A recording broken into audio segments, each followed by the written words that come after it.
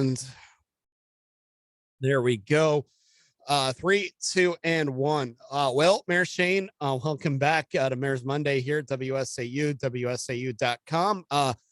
Been great to finally connect with you here. It's been a day so far. It's been a year for all of us, but for you guys down there in Wisconsin Rapids, you're certainly starting to get into summer mode this time of the year.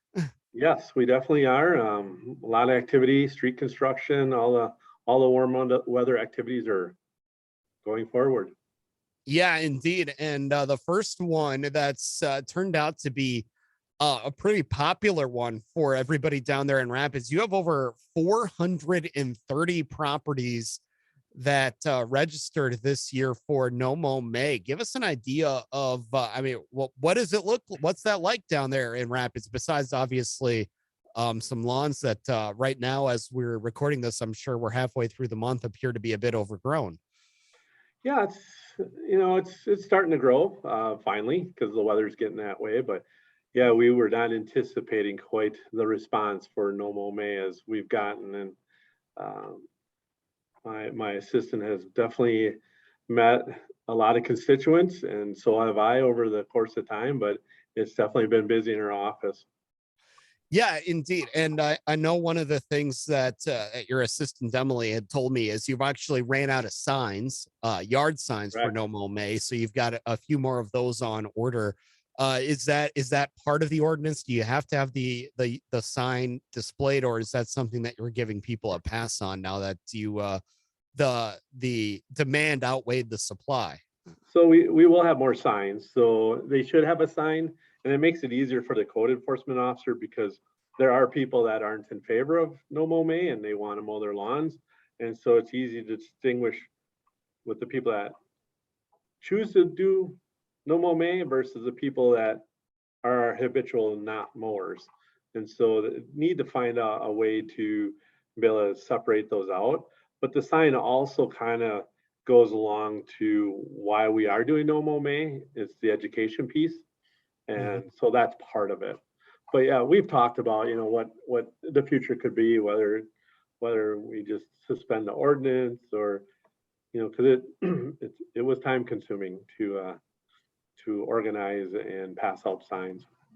Yeah, indeed. And that was one thing, obviously, that we did here in Wausau. We just suspended the ordinance for the month. So that way, whether you're just being lazy about it like I have been lately, or it actually means something to you and you want to be able to support the movement like that, it doesn't matter. You've got the whole month kind of a reprieve if you so choose. Obviously, Nomo May everywhere has been a voluntary movement.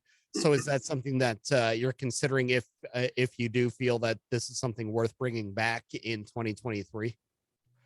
Absolutely. And, if, or at least make it optional where if you want to post a sign, you can, but if you don't, you don't. And I think the people that are more passionate about the reason why there's no Nomo May, they're going to be more receptive to the sign and want to do the sign. And other people will be okay just not mowing. And that's all right also. Yeah, indeed. So the sign, if you've got one, is that something that you're going to encourage residents to hang on to store in their garage for use next year as well then? Yes, every sign we hand out, we ask them to hold on to it for next year. All right. Well, we'll look forward to seeing where this goes then, and maybe, who knows, some pictures on the official city Facebook of somebody who has the best shaggy yard for Nomo May. Is that something that we can turn into a fun internet meme? There we go. I'm Okay. sure there will be some. Indeed. I expect to see some next time around then. One thing that, you've been getting down to business there in the city, and obviously you accepted the resignation of your fire chief. You've named a new fire chief, and you're also talking about a police chief there in Wisconsin Rapids as well, correct? That's correct. Our fire chief had previously retired. He served us for a long many years, and Chief Young was a great chief here, and he was a good representative for the city. And it's a loss, but our fire department has done a good job of succession planning. And so ultimately, through the hiring process, his deputy chief, Todd Eckes, was appointed. He was also the interim chief, and then he was chosen to be the chief going forward also through a process. And so that's worked out well. He will officially be, he's been sworn in, but he'll be ceremonial sworn in tomorrow or at our next council meeting. And then, which will be on Tuesday. And so now we're starting the process of our police chief. He also had retired in the process, and our police chief had. And so now we're just starting to kick off that process of trying to fill that role also. Yeah, indeed. So first off, give us an idea of what the new fire chief is going to bring to the table. I know one thing that is kind of an ongoing thing that we've seen here, because we've obviously had a lot of police chief, fire chief turnover in the region. One thing that I've really noticed, I guess, first off, is each one of these departments has done a great job of succession planning, and it seems like while they may do a search to see what's out there, it seems like the best candidate is always right there in house. It is, and we were fortunate in our fire department to be in that position. It's kind of the culture over there, and going forward, I know him. He will continue that. With every department, though, it's also recruitment of new firefighters and retaining firefighters and trying to figure out, what the best plan to do that is. So that's on the forefront of probably most fire chiefs and police chiefs in the area right now also. Our police department, unfortunately, was not in that same position because our top two people retired at the same time. And so that kind of just left a little gap there that, we're caught a little bit. So hopefully we'll be able to find the next police chief that will help get that department set up to be better at succession planning and in a better place when that police chief retires. Yeah, indeed. So that brings me to my next question then. What exactly is it that your police and fire commission is going to be looking for as they start this process for a new police chief? So we hired a third-party company to come in. And so what they've started to do is a cultural assessment of the department.